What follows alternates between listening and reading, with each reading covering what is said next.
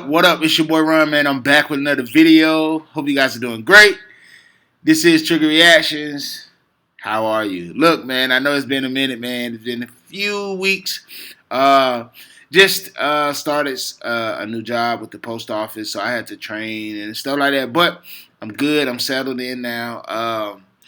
Wow. Man, it's been a minute. But I do post over at the Patreon as well. I also was posting shorts and things of that nature from my TikTok. So go check me out over there. I definitely post there regularly. But over here I haven't because these videos take a little more.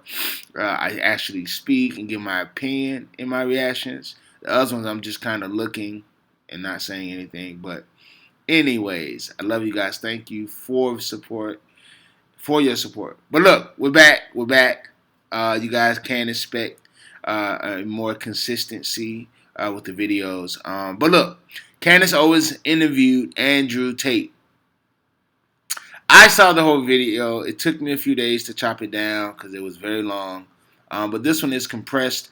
It's actually titled Andrew Tate Flatters Candace Owens for 10 minutes. So we're gonna look at it, see what they're talking about, give our opinion. You guys already know how I feel about Andrew Tate, what I think of him, and I rock with him. I rock with him heavy. I love what he's doing. Same with Candace Owens. So I actually learned a lot about both of them from watching the interview. It was interesting. Those two should definitely do something more together as far as or just keep doing what they're doing, but anyways, let's get right into the video and let's see what they're talking about. You need people that are flawed. You need people that are real. This is the thing. I'm not particularly political. I didn't consider myself particularly political, but it looks like I'm kind of ending up there. And like I said, I'm a realist, which puts me on the conservative side, and I'm not stupid, and I understand very well about the world and propaganda and what they're trying to do to us, so you end up being a conservative by default. But you're a real person if you have flaws. If you want to sit and tell a disadvantaged youth growing up in the south side of Chicago how he's supposed to live his life from your perfectly manicured garden and your white picket fence, you're not going to get through to that person. They don't care what you have to say. It actually becomes a bit of a turnoff. Absolutely. Another thing that conservatives is going to blow their minds, is going to really upset them. What they don't understand about especially the strength of my message is that, to especially the young boys of the world, I'm cool. That right there, he's cool. And he's right. That's why hip-hop is so successful. That's why it's so influential to the youth. And not just black inner city youth. Everyone. Cool has a magnetism that makes people want what you are, what you carry, what you have, which is sad, But as far as his point to just why he's so influential and what's wrong with politics and why conservatives are losing in that way, because we necessarily don't have the youth as much. It's a lot of us who are beginning, because we have people like Andrew Tate, Candace, and different others, man, who appeal more to the youth. Still, we got a long way to go, but guys like myself as well, I'm not as cool as Andrew. In that aspect, just as influential in that way yet. But it's real. You need that. Young people, young children, youth, especially that age group, like high school, early 20s, they look to be cool. They look to materialism. They look for cool, but they're also not as dumb as people think as well. So Andrew has that youthful magnetism of cool. The big houses, the cars, the girls, all those things. But he has those things, but he gives very, very conscious and a real message that has a lot of responsibility, accountability, and different things that young boys and young men need to just be productive in society. So, nah, man, that's why I rock with him. Yeah, you see the big cars and all the crazy things, but he talks about his work ethic, his mindset, his spiritual nature to get him to where he is today and the strength he has. And that's important. That's very important for young men, for men like myself, to have men like that we can be sharpened by consistently. Nah, that's real. You need real people, and that's why they're winning. That's why Andrew is so influential, though, because of that element alone is how he can grab the youth and be influential, and that's why he's a problem for his adversary. I'm cool. And I know they think that doesn't matter, but if you want to sit behind a desk and go, It matters. Republican. It matters. Oh, it matters. It matters more than Black Lives Matter. Nah.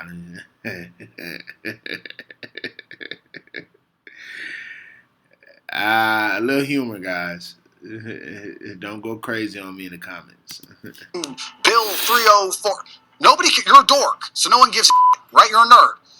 I've got the big cars and pretty women, and I live the lifestyle. If you want to really capture the youth of today, you need to get some kind of affinity with them. They need to at least want to be you to a degree. You need to at least be their hero to a degree. This is where liberalism wins. I don't think a lot of conservatives understand that liberalism's sexy. You do drugs, you run around, you burn stuff. It's cool. You get a party. Because what do conservatives do? Stay home, stay home, stay home. It's boring, right? At least what they don't understand is that conservatives will sit there and go, he's a terrible role model because he has all these pretty girls in this fast car and he's a materialistic. That's the reason I can actually help the world. That's the reason young boys will listen to me. You said it yourself, 14, 15-year-old boys, they'll look at my life and go, okay, I want to listen to this guy. They don't want to listen to me if I sit behind a desk and read Republican Bill 308. I don't read that crap. I don't know. And they don't care. And I also think that especially in the masculine realm, we certainly like to see people lead by absolute and our example. Because traditionally we would be following our commander or the man we respected into war. So we'd like to know he can at least fight. You like to see he's at least brave. You like to see him lead by example. And I think that is very real. Lead by example. We'll listen to you if we see your actions back what you're saying. And a lot of times on social media and in the world now, a lot of people just talking with no fruit, no results, no anything. They just talk. And Andrew and a few others, they are backed by, their words are backed by their actions. And as men, that's very important.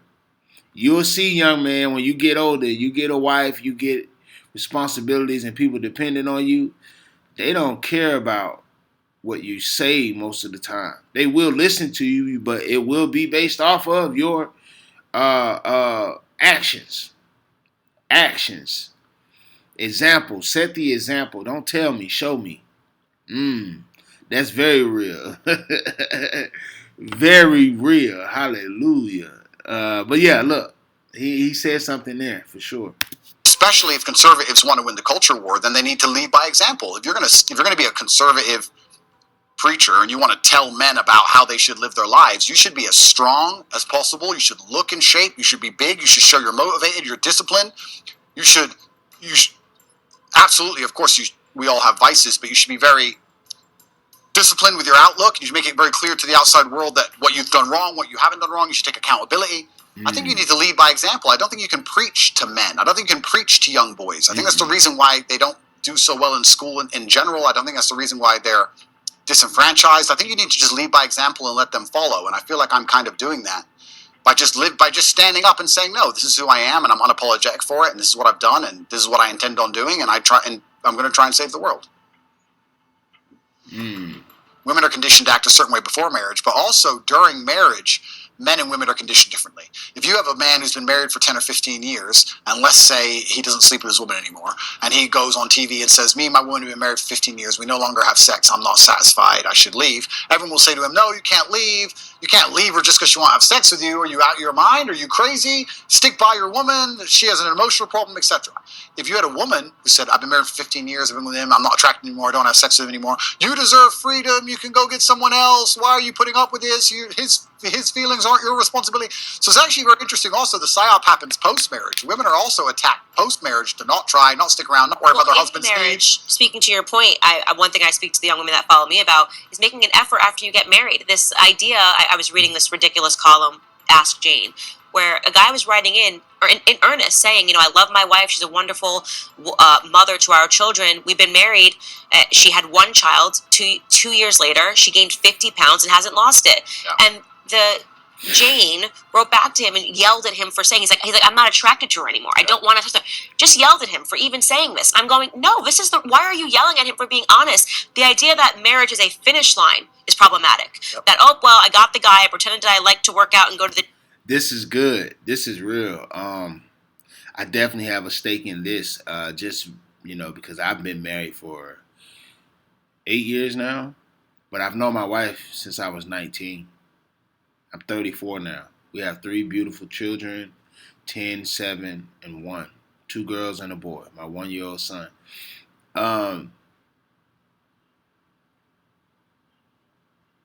That's a real thing, because you get when you're in a relationship, when you're married, and you got children and all of your responsibilities.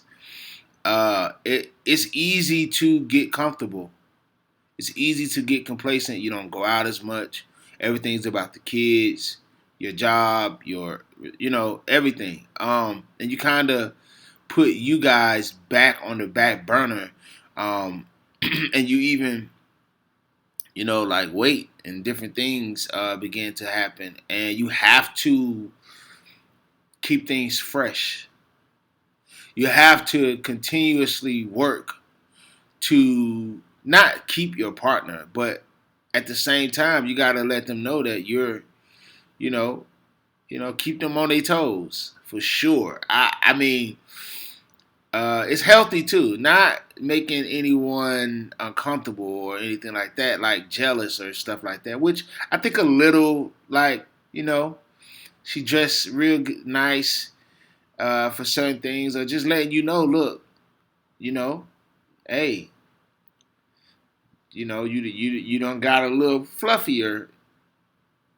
I love you, but come on. So that's important. That's real, and you got to be able to have those conversations. That's why I'm blessed to have my wife. We talk about these things honestly and openly. Hey man, we ain't been on a date. I know you working. You take me out. I got a closet full of clothes, and she'll let me know. Like, hey, and over time, you just kind of become naturally just oh man, that clock go like, okay, let me plan a evening out with the wife. Sometimes you don't have to go anywhere. Sometimes you can just send the kids somewhere.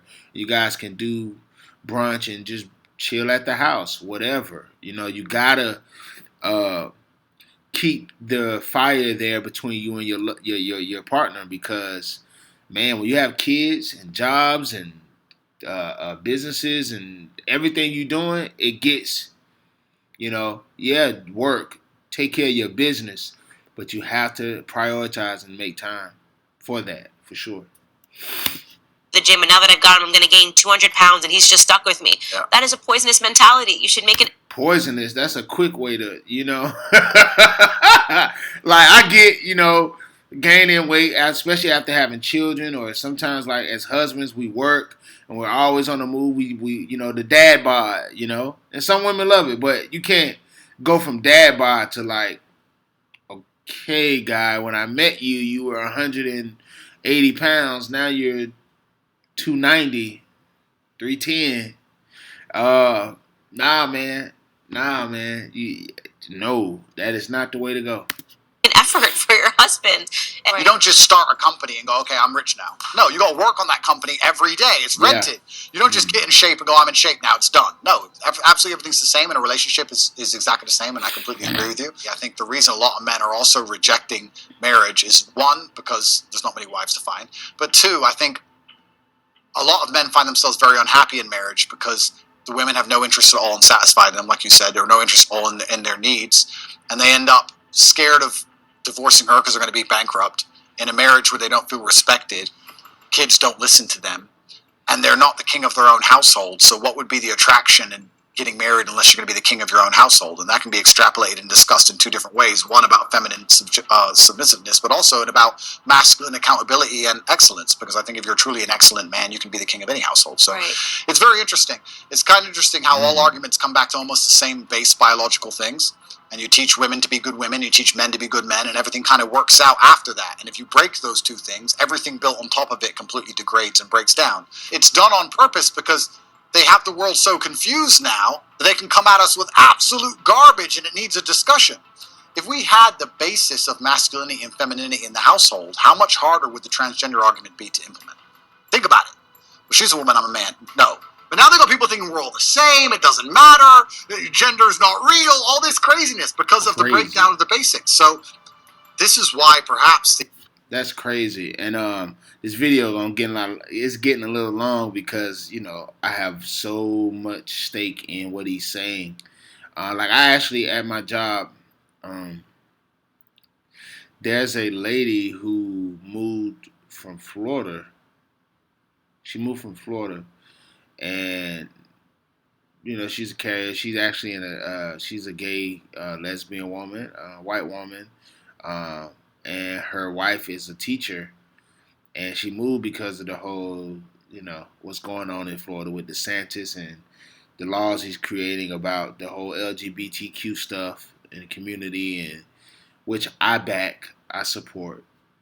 But she was saying that, like, yeah, She just had her whole spiel about it, which she was talking to me about it, and I was like, "Ooh, I would love to have a conversation with you on the on my channel, on the podcast. We just talk about it."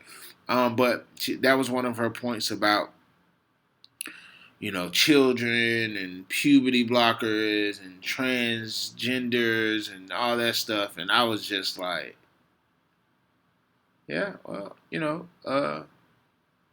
I understand where you're coming from, but it's a little loopy. It's a little like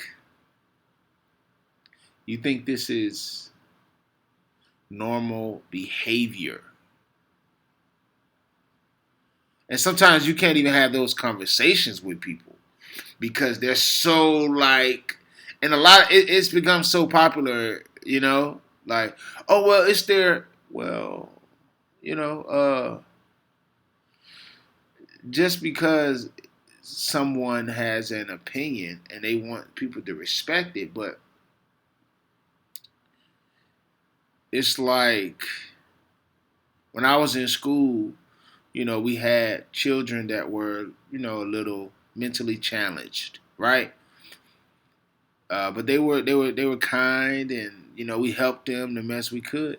But they weren't at meetings making decisions about what we would do, Now, in regards to them, yes, like they needed certain accommodations and things like that. I get that, and you treat people regardless of any of those things. But you can't be over here making rules and laws about certain things that are clearly shows there's some instability here. But anyways, man, look, guys, I'm gonna stop here. You guys want me to make a part 2? Leave it down below. If you get this video to 150 likes, I'll definitely be dropping that part 2. Tell me, guys, what you think down below in the comments, man. What do you guys feel about what was spoken in this video, relationships, men, and everything they talked about so far? Let me know, guys. I would love to hear your point of view on it. But this your boy Ron, this Trigger Reactions. I'll see you guys in the next video. Peace.